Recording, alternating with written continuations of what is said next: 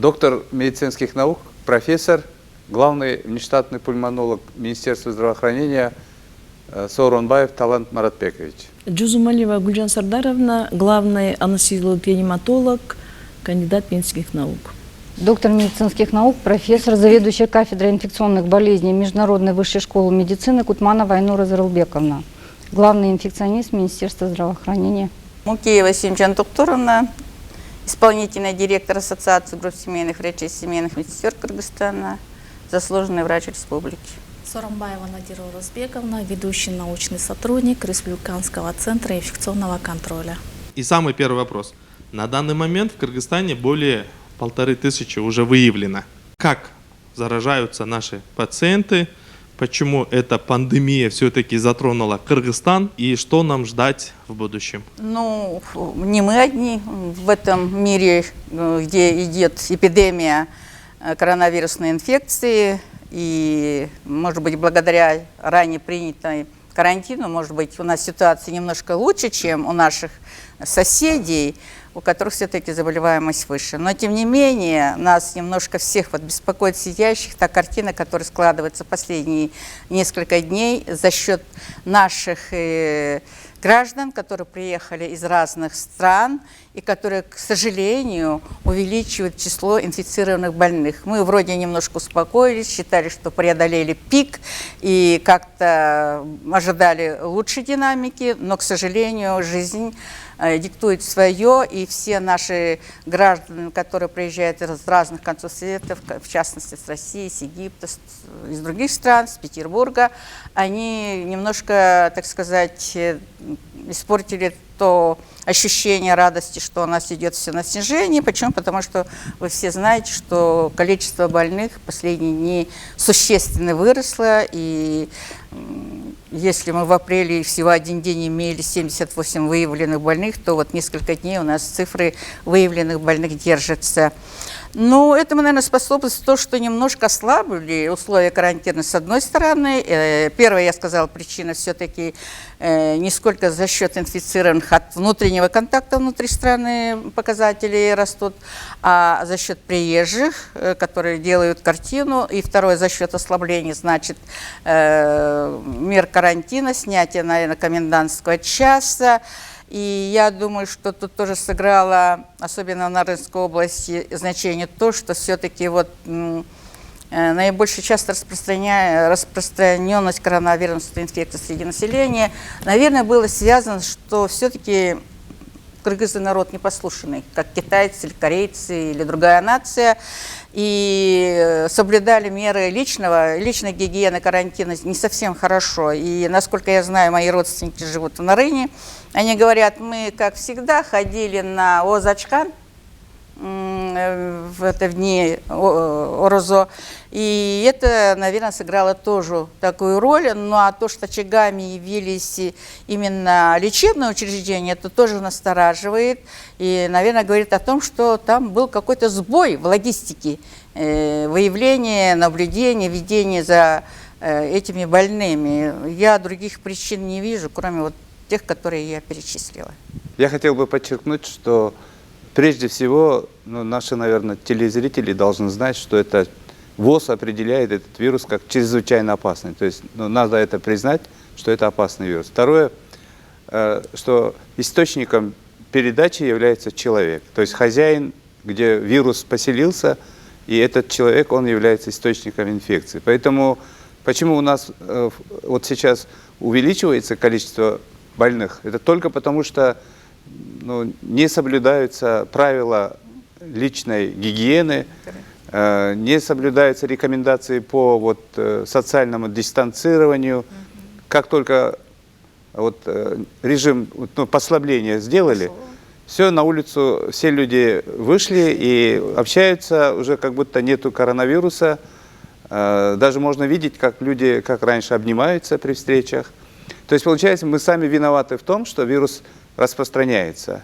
Поэтому еще очень важно знать, что это тяжелый вирус, он по сравнению с другими вирусами, он более такой тяжелый, он оседает быстро на поверхности, поэтому две пути передачи, о которых люди должны все знать, это аэрозольный, воздушно-капельный, то есть, да, и контактный. Поэтому руки надо, теперь уже надо на долгие времена, наверное, нужно научиться, и не то что научиться, это должно стать нормой, Соблюдать. мыть руки вообще. Если даже не дезраствором, это просто мыльным раствором мыть руки очень часто, и это должно стать теперь уже новой традицией в каждой семье, у каждого человека, и все-таки вот меньше должно быть скученности, меньше, наверное, мероприятий проводить нужно, даже не наверное, а точно нужно уже как-то вот наши все вот события отмечать в узком кругу людей, наверное, уже не нужно собираться, потому что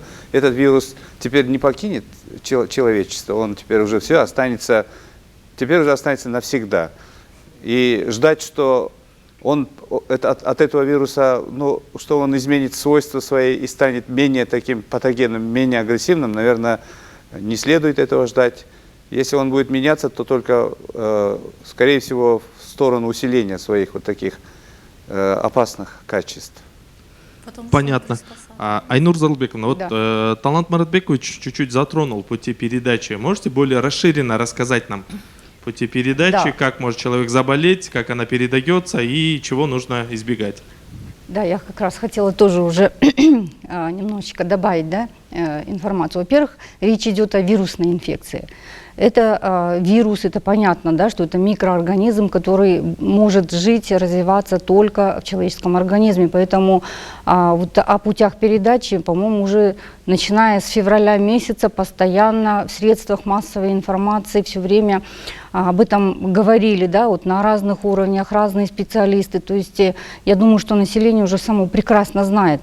Но вся проблема в том, что вот сейчас коллеги затронули о том, что наша там беспечность, это все, конечно, есть, но в самом начале, когда была объявлена чрезвычайная ситуация, чрезвычайное положение, да, вот это все способствовало тому, что наше население все-таки тоже были в ожидании, поскольку это новая инфекция, новое заболевание, как оно будет развиваться у нас, потому что мы знали до этого опыт Китая, знали опыт Италии, там, европейских, да, стран, то есть мы были все в ожидании. Но когда стали говорить о том, что многие, да, пациенты, выписываясь, говорили, что у меня не было коронавируса, меня не лечили, да, то есть это говорит о том, что вот мы даже на своем опыте в течение более 2 месяцев наблюдали пациентов и видели, что где-то 69-70% пациентов переносят в бессимптомной и легкой форме.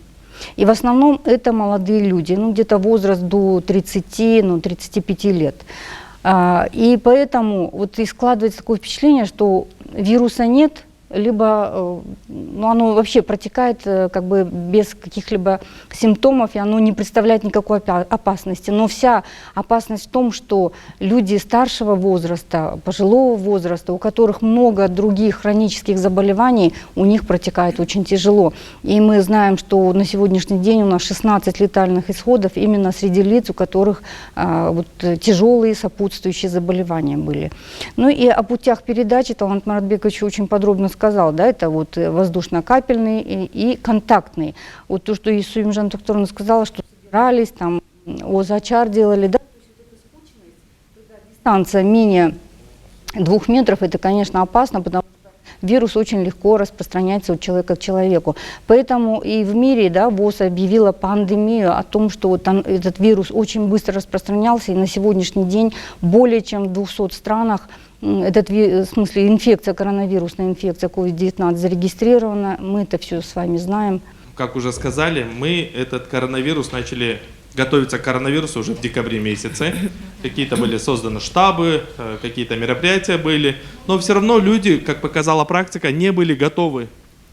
Мы начали работать конкретно это с января месяца, штаб уже начал работать с конца января месяца. Мы, эпидемиологи, то есть начали разрабатывать уже многие стандарты, как вы все знаете, это новая, да, инфекция, коронавирус, то есть никто еще не знает, как он будет реагировать, как он себя поведет, какое будет лечение, как будут на него реагировать пациенты. Поэтому мы как бы все усилия на нее как бы направили как эпидемиологи, то есть вы сами знаете, то есть с первого время, то есть это профилактические мероприятия. Разрабатывали очень много профилактических мероприятий. Почему? Потому что мы не знали, то есть знали о путях передачах, механизмах, но тем не менее, то есть посмотрев на Китай, то есть там были очень жесткие меры, да, направлены на профилактику, то есть начиная со средств индивидуальной защиты, другие государства, и в том числе и мы, то есть мы тоже начали эти все меры как бы готовить, закупать, приобретать, Вот но тем не менее... Мы везде это все слышим, что мы Да. двигались, мы делали, а результат-то совсем другой выходит. Почему? Ну, мы говорили о том, что готова ли наша страна была к встрече с эпидемией коронавируса в нашей стране. Да, с января, с конца января готовились. Готовили, где какие посты будут стоять, вот, какие врачи будут эти посты сопровождать. Готовили места для инфицированных больных, освобождали от плановых госпитализаций, выписывали домой. Но при этом мы немножко забыли о том, чем все-таки советская система здравоохранения занималась в образовательных учреждениях и в лечебных учреждениях, где были всегда запасы вот этих спецкостюмов, спецлекарств не менее чем на 3 месяца, спецодежды и других средств, всегда был НЗ. Это был закон. Почему эпидемиологи? Потому что в самом начале на себя атаку взяли это наши врачи-эпидемиологи вместе с вашими, да, семейными врачами. То есть Вот они, да, пехота. выходили, Фронт. выявляли, то есть ходили на очаги. То есть первым делом у нас был направлен, да, то есть вся система на выявление. Мы должны были выявлять. Конечно, да, пострадала почему в первую очередь эта система, то есть из-за того, что, да, действительно не было средств индивидуальной защиты, то есть если они были, то они были ограничены. И во-вторых, то есть та система пострадала, то есть не знали, как одевать и где одевать, что одевать. Ну, значит, Я бы вот это хотела подчеркнуть. Ведь Из-за вот любая этого. эпидемия подразумевает соблюдение особых правил. Это. Вот правильно. Но у нас оказалось, когда даже уже получили средства индивидуальной защиты, получилось, что медики не умеют их одевать правильно и снимать. Но это значит, что надо учить. Априори надо учить это на додипломном уровне студентов, на последипломном уровне, проводить серьезное учение, чтобы вот этот процесс одевания, снятия, оно автоматически закрепилось, потому что в течение последних 30 лет таких учений вообще в образовательных знаете что, здесь не же было. прозвучало, что с января месяца уже писалось, все организовывалось. Значит, эпидемиологи должны были уже подготовлены быть, одеваться, раздеваться.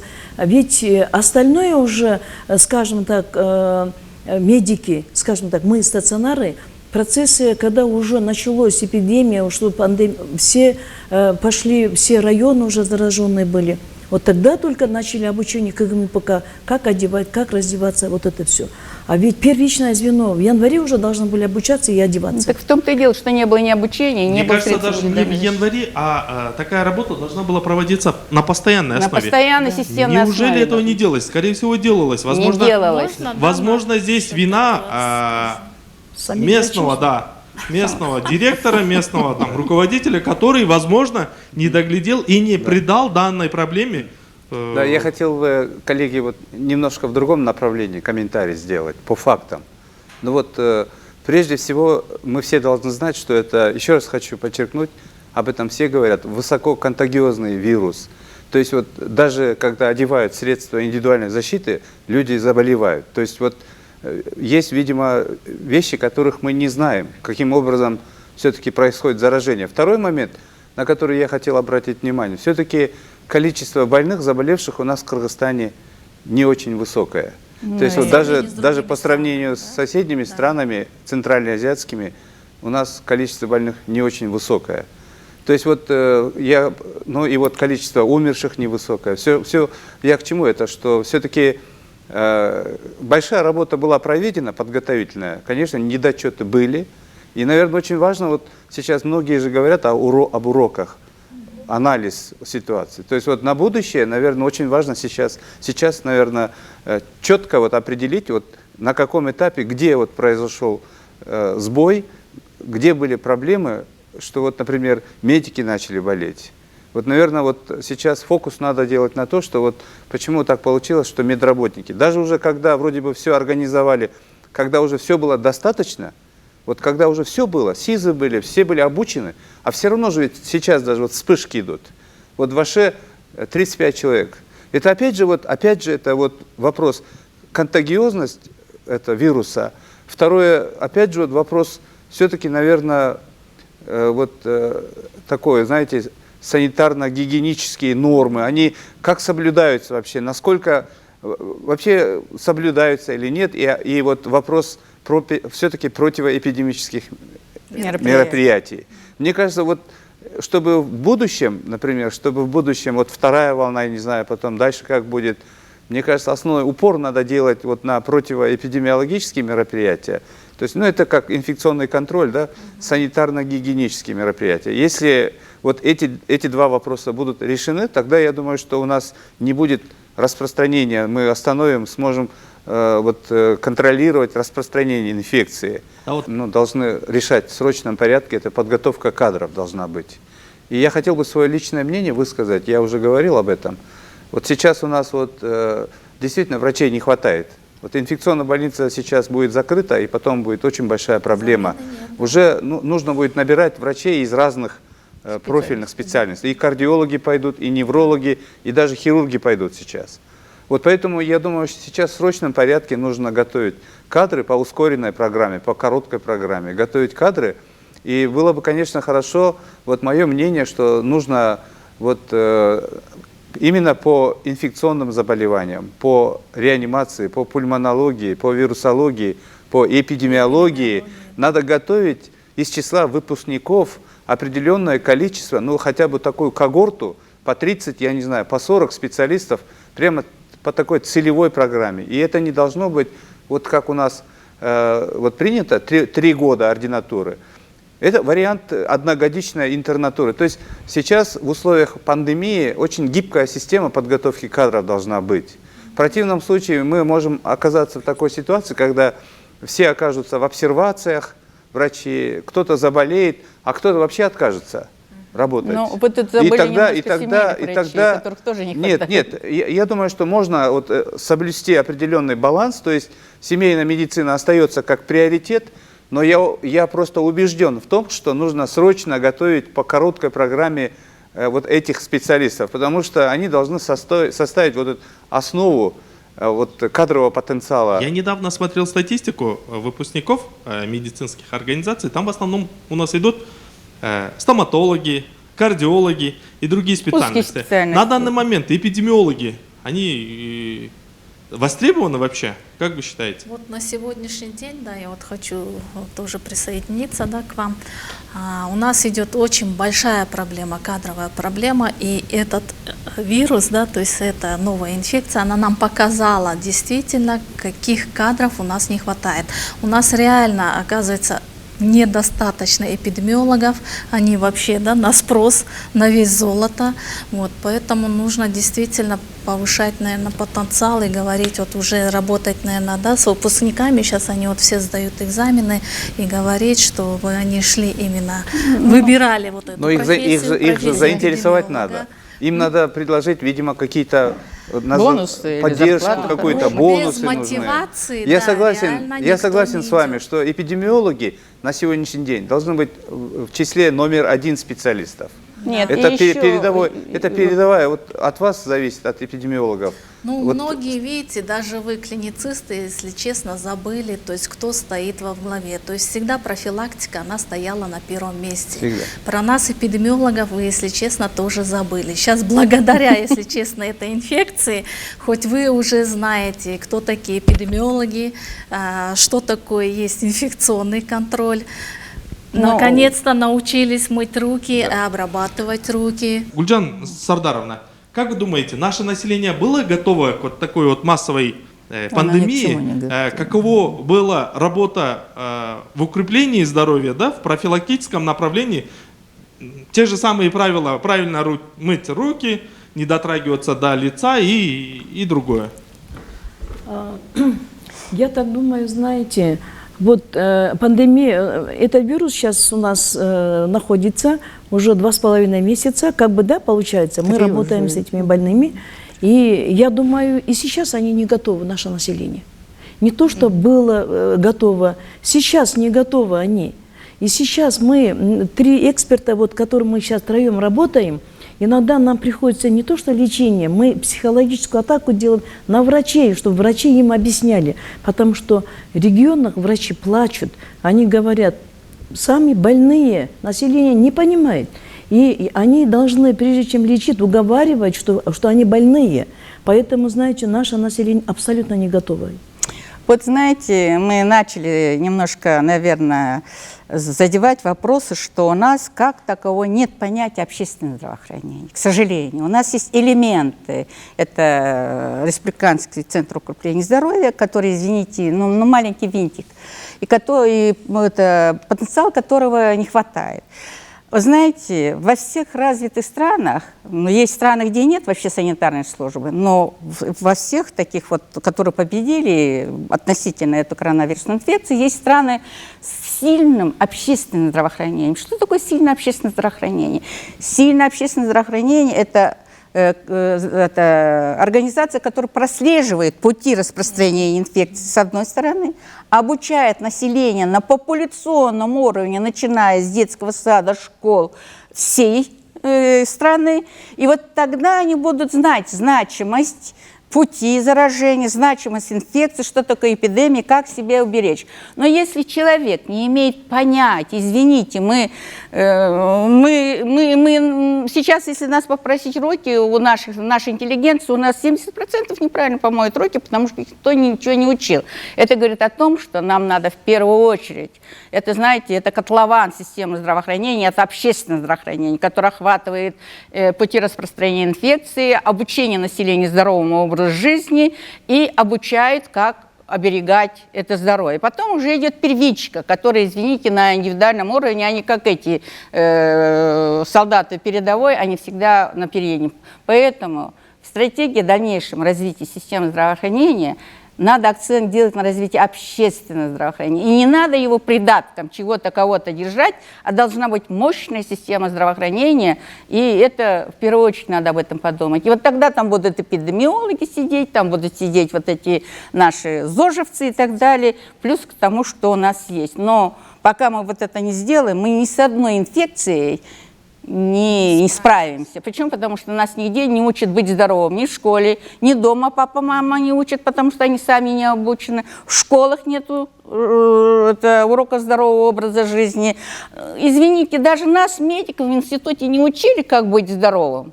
Вот. Это трагедия. Кто-то хочет еще добавить? Да, вот вы знаете, я вспомнил вот свое детство, обычаи, вот Зубы до сих пор, чистили в садиках. всегда, когда дома люди собирались, первым делом руки мыли. И самый младший приносил, причем горячую воду, нельзя было холодную воду. И так, и наблюдая за нашими дедушками, я видел, как они тщательно руки моют. Ведь их же никто не учил. Это была традиция, которая из поколения в поколение передавалась. И я думаю, это было, наверное, направлено. Это тоже были элементы инфекционного контроля, мне кажется. Гигиена личная. Гигиена личная. И много таких. Поэтому я думаю, что вот на уровне семьи я полностью согласен с Юмджан Токторовной. Нужно вот уделять внимание именно культуре и вот сохранению здоровья внутри семьи. Это вот родители, дети. Вот это нужно прививать. А для этого... Я думаю, что средства массовой информации должны полностью переключиться на эту тему общественного здравоохранения. Если вот посмотреть сейчас на наши средства массовой информации, кроме развлекательных, увеселительных... Я хочу на следующий вопрос перейти, что очень много фейковой информации. Вы, наверное, видели сами, что люди зачастую говорят, мы пролежали 14 дней, не выпили ни одной таблетки, но нас выписали, сказали, что вот ты болел вначале, а сейчас ты уже вылечился. И как нам верить в то, что мы болели. Значит, мы пациентов госпитализируем в стационары только в случае положительного результата на коронавирусную инфекцию. И дальше мы смотрим его, и если у пациента нет вообще симптомов, это называется бессимптомная форма, которая не подлежит лечению. То есть в этом случае человек сам выздоравливает за счет своего иммунного ответа, поэтому они не получают лечения. Почему они находились 14 дней в стационаре? Потому что он представляет опасность для окружающих, для членов своей семьи, поэтому мы его госпитализируем, как бы изолируем. Выписываем где-то через 12, 13, 14 дней только после отрицательных анализов. То есть берутся двукратный анализ, опять-таки ПЦР, и в случае отрицательного результата мы его выписываем. То есть он уже как бы не представляет. Но после выписки мы рекомендуем 2 недели быть еще как бы в домашней изоляции, то есть продолжать соблюдать режим, да, условия, личную гигиену, носить маску, потому что есть данные такие, что вирус он может еще продолжать выделяться, то есть это только для защиты. Важно было госпитализировать их. То есть всех надо госпитализировать с подтвержденным диагнозом. Вот бессимптомный, он поступает как бессимптомный. Через несколько дней у него могут появиться симптомы, причем он может отяжелеть очень быстро и дойти до такого критического состояния. Это же и у нас такие больные были, во всем мире есть больные. Поэтому еще причина, почему они должны находиться под наблюдением врачей, чтобы не упустить момент ухудшения состояния, момент, когда появятся симптомы. И своевременно начать лечение, потому что вот многие тяжелые больные, которые поступили в больницы, они дома находились сначала. Поздно Неделю, поступили. 10 дней. У них не было симптомов, они были сохранные, дома находились, потом им становилось хуже, и они все равно в больницу не шли. И вот несколько было смертных случаев, когда их привезли в больницу сразу в реанимацию, и в тот же день они умирали, потому что до этого 2 недели, 3 недели они находились дома, потому что у них не было симптомов. Почему важно, чтобы все госпитализировались? Вот тут надо подчеркнуть нашим зрителям то, что если симптомы отсутствуют, это не значит, что после положительной пробы, что он здоров, что ухудшение наступает в течение нескольких часов, от нескольких часов до суток. Вроде чувствовал хорошо, все, сидел, разговаривал, и он буквально через 2-3 часа уже не может ни встать, ни говорить, теряет сознание. Об этом должны быть помнить, и об этом нужно знать. То есть наши люди должны знать, что на фоне относительного хорошего самочувствия моментально наступает кризис, когда уже врач ничего не может сделать. Вот этого не зная, они говорят, мы пролежали, ничего не делали. Но это, слава богу, есть такая категория. А есть такие, которые умерли. Просто должны знать наши пациенты. Почему Наблюдение очень важно. Вот вы знаете, в условиях пандемии сейчас, да, во всех алгоритмах, если температура появляется, у человека температура повышается, он должен никуда не ходить, да, вот он должен звонить своему семейному врачу и обсудить с ним свое состояние здоровья. Потому что температура – это уже как подозрение на коронавирусную инфекцию вот в нынешних условиях. Ну, может быть, думаю, еще, да, да, не коллеги, только температура, да, а может быть и симптомы, вот как обычной простуды. Может быть там чихание, кашель, там, у некоторых бывает и першение в горле. То есть любые даже вот такие симптомы простуды, это тоже должно быть как бы... А с учетом того, что вы говорите, 60% без симптомов проходят, и ВОЗ говорит, и вы об этом говорите, как быть в таком случае? Я, получается, полностью пропущу свои как бы признаки. Ну, это, знаете, в случаях как контактных, да, мы обследуем, то есть если он знает, что был он с человеком, которого госпитализировали в больницу с симптомами коронавирусной инфекции, его должны обследовать как контактного. Получается, подытоживаем, мы должны, если мы с кем-то встретились, но потом услышали, что этот человек заболел, мы должны обязательно обратиться в Центр семейной медицины, да? Можно добавить. Вот мы говорили температура. По литературным данным температура может возникнуть к концу первой недели после заражения. Он может неделю уже быть больным, а температура только к концу этой недели, к началу второй может появиться. Поэтому он уже считается больным. Если...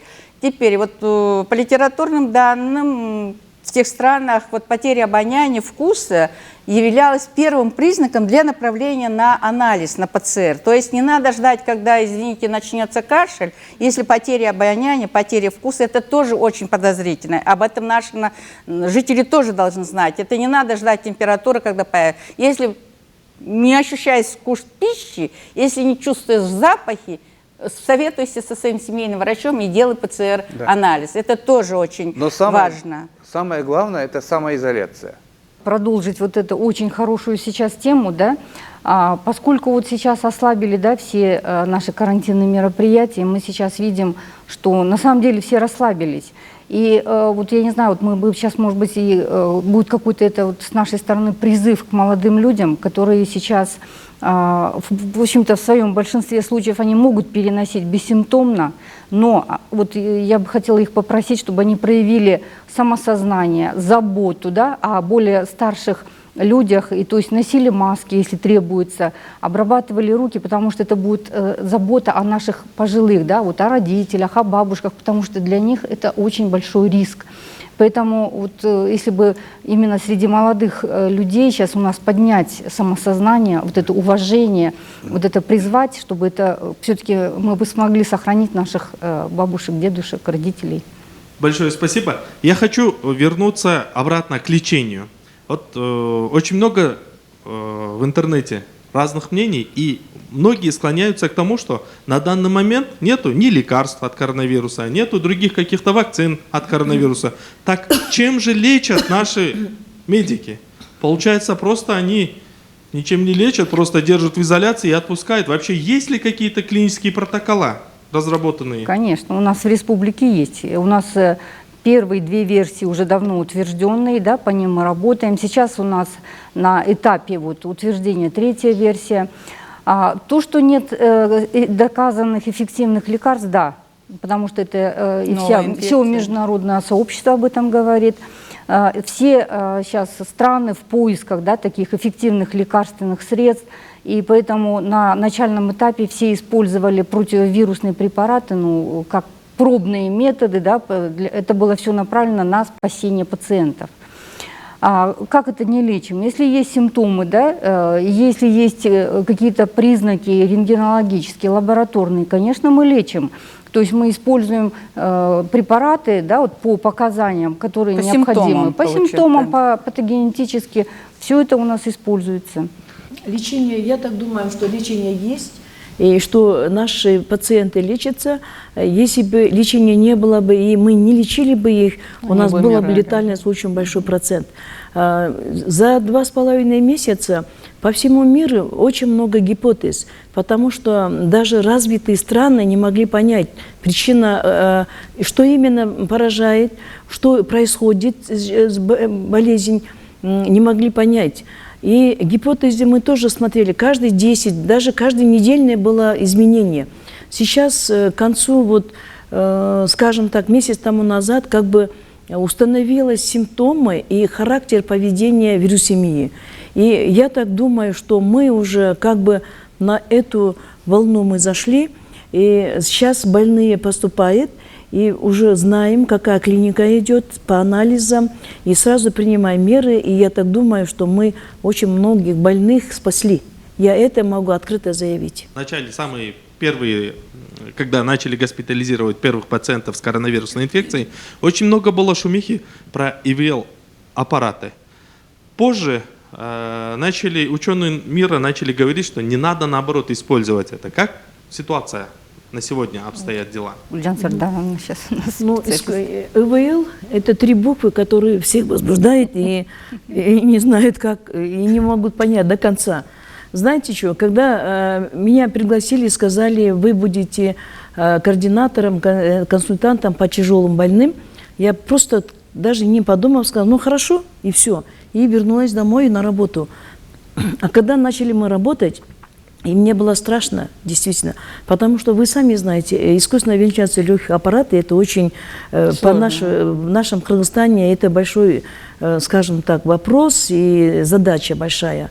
И я говорила своим коллегам, если искусственную вентиляцию легких будем переводить, аппаратов, если вдруг Потому что мы смотрели зарубежные, как высокотехнологичные государства, как работали.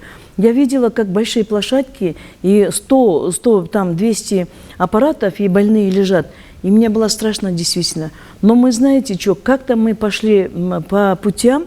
Это не то, что ИВЛ-аппаратов не было.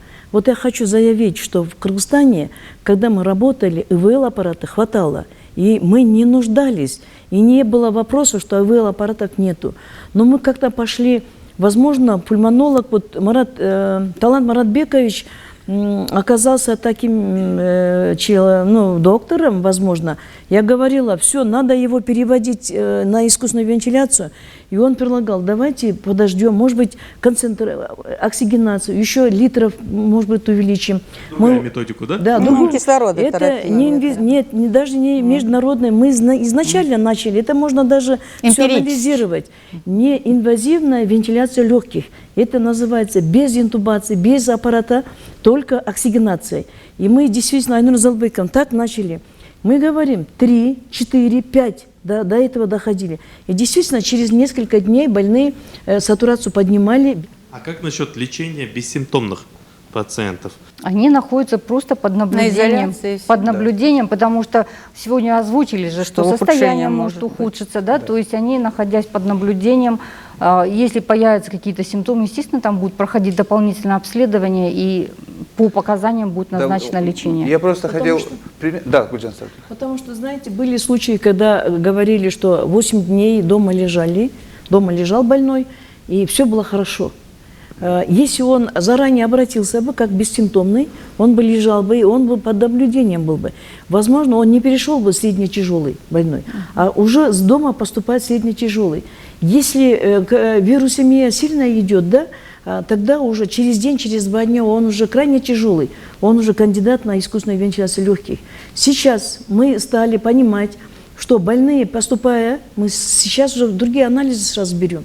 Мы на противовирусную терапию вообще не обращаем внимания. Мы уже поняли, на что нужно обращать внимание. Обращаем на это, сразу подключаемся к лечению. И я так думаю, больше процентов сейчас пациентов мы вытаскиваем, скажем так, вылечиваем. Если было бы 2,5 месяца вот этот опыт был бы, мы бы сразу начинали бы, было бы, может быть, еще больше эффекта. Ну, я хочу сказать, как реаниматолог, который лечу, значит, участвую в лечении в тяжелом, крайне тяжелом состоянии больных, да, я хочу призвать народ об этом думать, потому что, когда крайне тяжелое состояние, мы можем им спасти. Искусственно, и, допустим, медицинское сообщество тоже хочу сказать, что искусственная вентиляция легких – это не самое главное лечение сейчас борьбой с этим коронавирусом. Поэтому, пожалуйста, когда говорите какие-то факты, нужно думать, и потом только после этого говорить нужно, что ИВЛ не самое главное. COVID-19 ИВЛ не вылечивает. Значит, в продолжении вот, высказывания Гульжан Сардаровны я тоже хотела бы, во-первых, обратить внимание на то, что вот еще я до этого тоже сказала, да, призвать молодежь все-таки, да, повысить свою ответственность, свое уважительное отношение вообще к нашему обществу, особенно к пожилым людям. И поэтому вот их защита будет заключаться только в соблюдении правил личной гигиены. Это носить маски, где вот все требуется, обработка рук, не собираться, да, вот соблюдать дистанцию, это очень важно. И можно все-таки, пользуясь случаем, хотелось бы поблагодарить всех, да, медицинских работников, немедицинских работников, кто все принимали участие вот именно в борьбе с коронавирусной инфекцией, да, пожелать всем все-таки здоровья, беречь себя и успехов. Здоровье – это основное богатство человека. Ничего не нужно, если нет здоровья. И удержать это здоровье зависит от самого человека. Никакая система здравоохранения, никакой профессор, академик, медик не может ему помочь, если человек не стремится и приумножать свое здоровье, укреплять здоровье и беречь. А беречь, вот укреплять мы уже все говорили, какие-то пути. Поэтому я призвала наших людей, наше население, что беречь надо то, что ни за какие деньги не купишь, во-первых, и немножко думать не только о себе, о своих личных каких-то интересах, но в целом о государстве. Мы не такое многочисленное государство. Для нас семей даже 20 человек – это очень хороший показатель, в отличие от тех стран, где миллиардами живут. Поэтому я призвала: берегите друг друга и берегите свое здоровье в первую очередь сами.